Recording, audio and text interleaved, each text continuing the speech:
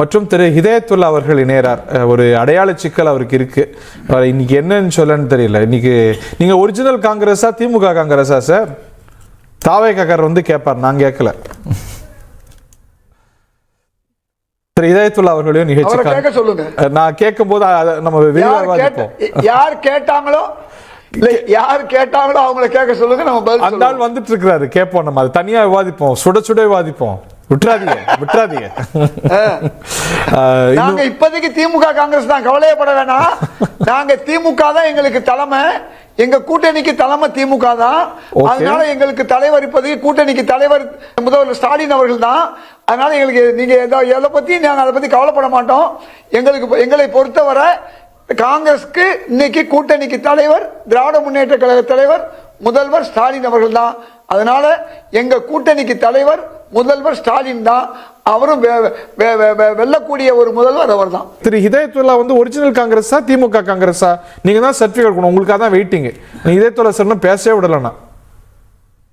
அவர் எந்த காங்கிரஸா? ஒரிஜினல் காங்கிரஸா? என்ன போட வர ஹிதாயத்துல்லா ஒரிஜினல் காங்கிரஸ் போட்டா திமுக காங்கிரஸ் போட்டுமா? அவருக்கு கீழே இருக்கிற ஸ்டெப்ல இப்ப பேசலாமா? இல்ல அவர் இல்ல சார், ஹிதாயத்துல்லா சார் அவர்கிட்ட சர்டிபிகேட் வாங்கிடுறேன், அப்புறம் இடைவெளிக்கு அப்புறம் வீடியோ வரேன் உங்கள்கிட்ட. இன்பா சார், அவர் எந்த காங்கிரஸ்? யாரு? ஹிதாயத்துல்லா ஐயாவா? ஆமா, நீங்க தான் சர்டிபிகேட். உங்க ஹிதாயத்துல்லா ஐயாவை நான் காங்கிரஸ்காரனே பார்க்கலையே.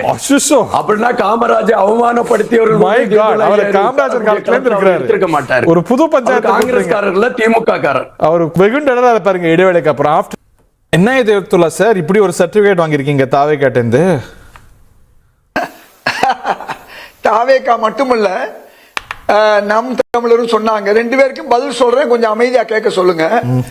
நான் கேட்கிறேன், இதுவரையும் விஜய் அவர்களை பத்தி முதல்வர் அவர்கள் ஏதாவது கண்டனம் தெரிவிச்சிருக்காரு?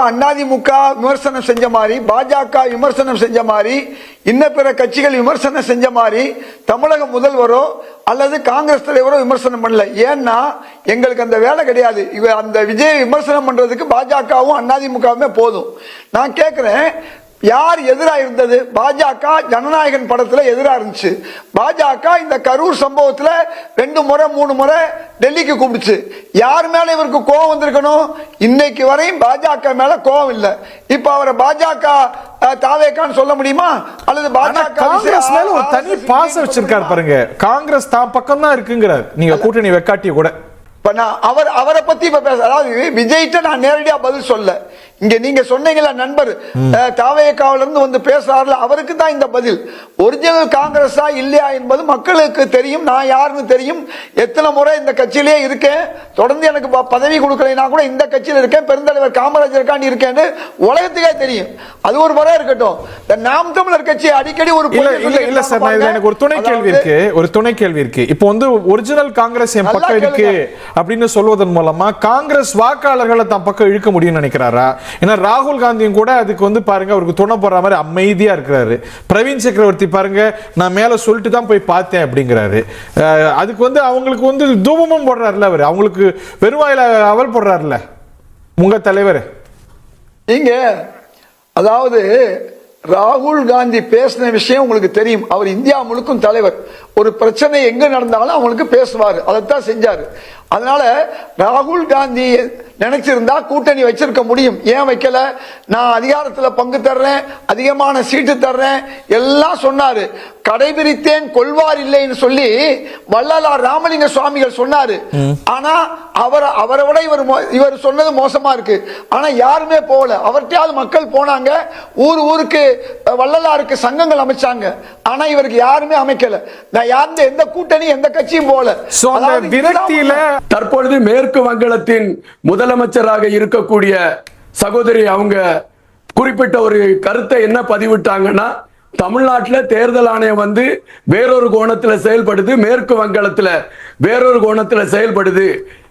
திமுகவுக்கும் அதாவது பாரதிய ஜனதா கட்சிக்குள்ள ஏதோ ஒரு நெருக்கம் இருக்கிறது போல இருக்கு அப்படின்னுட்டு மேற்கு வங்காள அதுக்கு திரிணாமுல் காங்கிரஸ் விளக்கம் கொடுத்திருக்கு பாத்தீங்களா?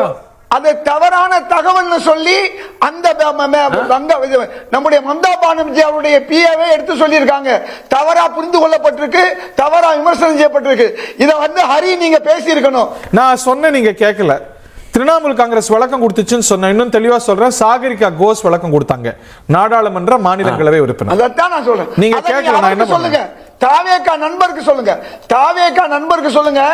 இதே தாவேகாவுடைய தலைவர் விஜய் நேத்து காமராஜரை பத்தி பேசுறாருல, முந்தைய விஷயங்கள் அன்னைக்கு கலைஞர் அவருக்கு நினைவாலயம் கட்டினவர். நீங்க வந்து திமுகவும் பாரதிய ஜனதா கட்சியும் மறைமுகமான கூட்டணியில் தான் கையா இருக்கிறது. செல்வி ஜெயலலிதா அவர்கிட்ட போய் மண்டியிட்டது விஜய் ஞாபகம் இருக்கா இல்லையா? இதெல்லாம் பழைய கதையெல்லாம் இப்ப பேச முடியாது. நான் என்ன கேட்கிறேன், அவர் சொல்லக்கூடியது இன்றைக்கு பெருந்தலைவர் காமராஜருடைய புகழுக்கு புகழ் சேர்த்தவர் வந்து தலைவர் கலைஞர் மட்டுமல்ல, இன்றைய முதல்வர் ஸ்டாலின் அவர்கள். அவர் பேர்ல மிகப்பெரிய அது தவறான பதிவு, பல திட்டங்கள் இருக்கு. அது தவறான பதிவு. நான் எவ்வளவு அதுக்கான புள்ளி விவரங்களை என்னால் எடுத்து வைக்க முடியும். அது தவறான பதிவு. நீங்க புள்ளி ராஜா மாதிரி புள்ளி விவரம் எடுத்து வைப்பீங்க, உண்மையான புள்ளி விவரம் உங்களால எடுத்து வைக்க முடியாது. நீங்க யார் என்ன தெரியும்? இன்னைக்கு 15 வயசுல இருந்து 17 வயசு உள்ள பசங்க எல்லாம் ஓட்ட வந்து நிக்கிறாங்க. அது ஓட்டா மாறாது. தலைவர் கலைஞர் சொன்னாரு, நான் பேசும்போது கூட்டம் வருது, அது ஓட்டா மாறல. அதை விட இன்னைக்கு உங்களுக்கு ஓட்டு மாறாது. விஜய் அவர்களுக்கு வரக்கூடிய விடலைகளால உங்களுக்கு ஓட்டு சேர முடியாது. நீங்க யாரோட நாம் தமிழரோட போட்டி போட்டுக்கிட்டு இருக்கீங்க. இன்னைக்கு 1வது இடத்துல திமுக, 2வது இடத்துல அதிமுக இருக்கு. தெளிவா 2 பேர் இருக்காங்க. 3வது இடத்துல இருக்காங்க தூய சக்தி. எங்களுக்கும் திமுகவுக்கும் மட்டும்தான் நேய சக்தி. அதாவது திமுக என்பது நேய சக்தி, மக்களுக்கு மட்டுமல்ல, கூட்டணி கட்சிகளுக்கு பேச விடுவோம். ஆமா, நன்றி நன்றி. நான் ஹிதயத்துல்லா அவர்கள்ட்ட கேட்கணும்னு நினைக்கிறேன்.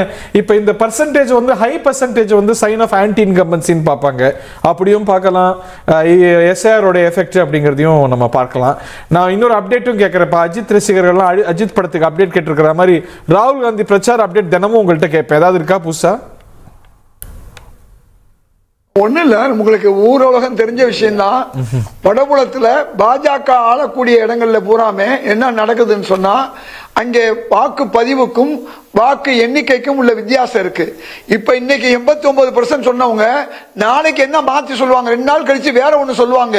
இப்படித்தான் இன்னைக்கு வந்து பாஜக ஆளக்கூடிய மாநிலங்கள்ல தவறான வாக்கு எண்ணிக்கை, வாக்கு பதிவு இவையெல்லாம் வருது. அதே மாதிரி தேர்தல் முடிவு வரும்போது அதுவும் வித்தியாசமா வருது. அது மாதிரி இன்னைக்கு தமிழகத்தில் அந்த வேலையை அவங்க செய்ய மாட்டாங்க, அவங்களுக்கு நல்லா தெரியும். புதுவையில் அவங்க கூட்டணி ஆட்சியில் இருக்கிறதுனால எதைனாலும் செய்ய முடியும். இன்னைக்கு தேர்தல் கமிஷன் வந்து பாஜகவுக்கு ரொம்ப வேண்டிய ஒரு நிலையில இருக்காங்க. அது ஒரு பக்கம் இருக்கட்டும். உங்க தலைப்பு இன்னைக்கு தேர்தலில் முந்துவது யாருன்னு கேட்டீங்க. அதை பத்தி இதுவரையும் நம்ம பேசல. ஒரு 2 நிமிஷம் நான் பேசிக்கிறேன். அதாவது உங்களுக்கு நன்றாக தெரியும், பல்வேறு கருத்து கணிப்புகள் வந்தது. திராவிட முன்னேற்ற கழகம் 189 இடங்கள் வரை வரும்னு சொல்லி இருக்கு. அதே மாதிரி முதல்வர் ஸ்டாலின் அவர்களுக்கு 43 விழுக்காடு வரையும் வாக்குகள் வந்திருக்கு. நீங்க கொஞ்சம் யோசிச்சு பார்த்தீங்கன்னா, கடந்த இறுதி தேர்தலில் ஆன்டி இன்கம்பன்சி வந்த பிறகு, சொத்து வரி மின்சாரம்லாம் உயர்ந்திய பிறகு அவர்கள் 52ல இருந்து 46 குறைஞ்சாங்க. ஆக அது முடிஞ்சு போச்சு. இப்ப 46 என்பது அப்படியே நிக்குது. அதுக்கு பிறகு வந்தது யாரு? உங்களுக்கு நன்றாக தெரியும், மக்கள் நீதி மையம் 4 விழுக்காடு, அதை 2ஆ கூட வச்சுக்கோங்க. ஓபிஎஸ் அவர்கள் அதை 1ஆ வச்சுக்கோங்க.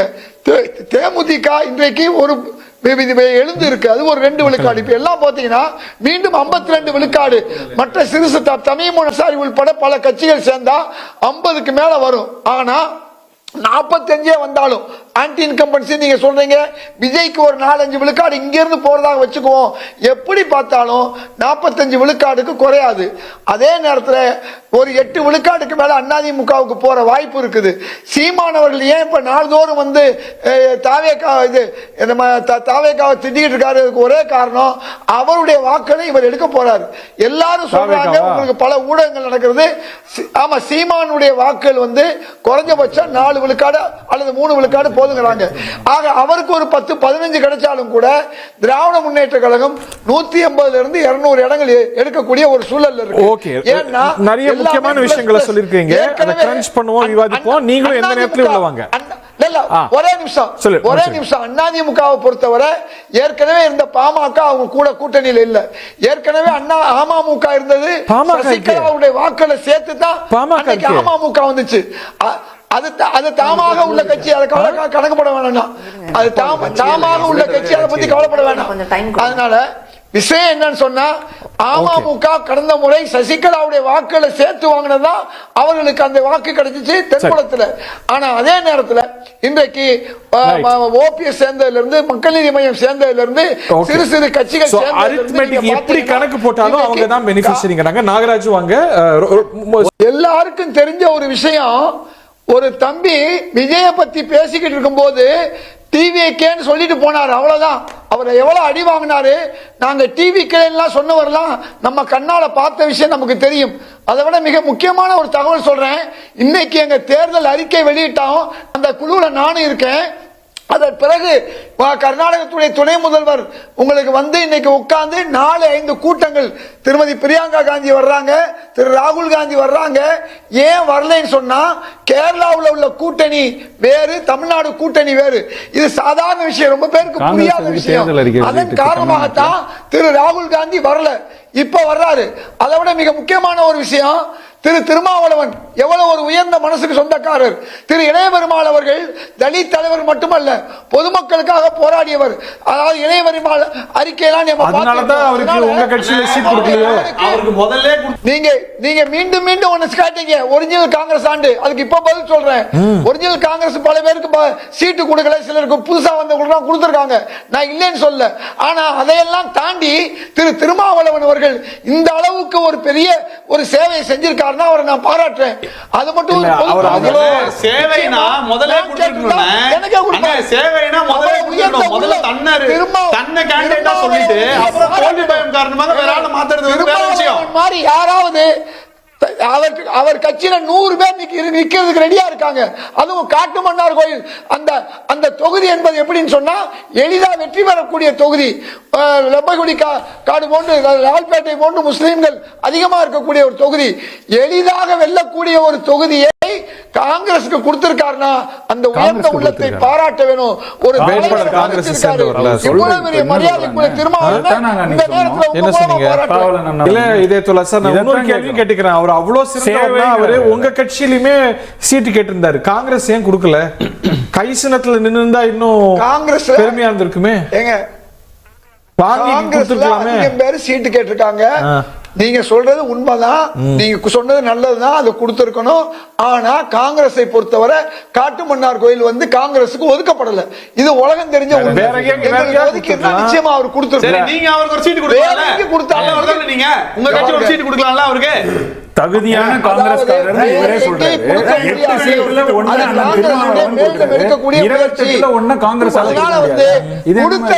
இப்படிப்பட்ட தமிழ்நாட்டில் ஒரு தலைவரை பாராட்டுவதற்கு மனசு இல்லைன்னா நாம முதல் தமிழரை இல்லைங்க. இன்னைக்கு எழுச்சி தமிழர் திருமாவளவன்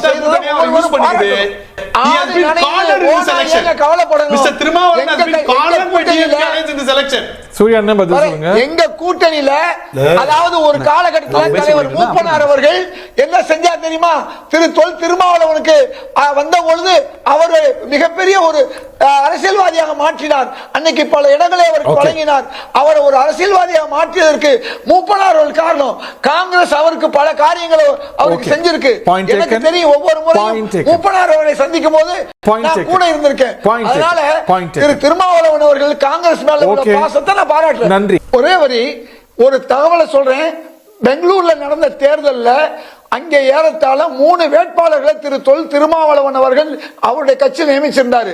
காங்கிரஸ்க்காக 3 பாராளுமன்ற தொகுதியில் இருந்தும் சட்டம் அந்த வேட்பாளர்களை வந்து வாபஸ் வாங்கினாரு. ஆக அவரை பொறுத்தவரை ஒரு உயர்ந்த உள்ளத்துக்கு சொந்தக்காரர். அவரை இந்த நேரத்தில் நான் பாராட்டுறேன். நன்றி சார், தேங்க்யூ.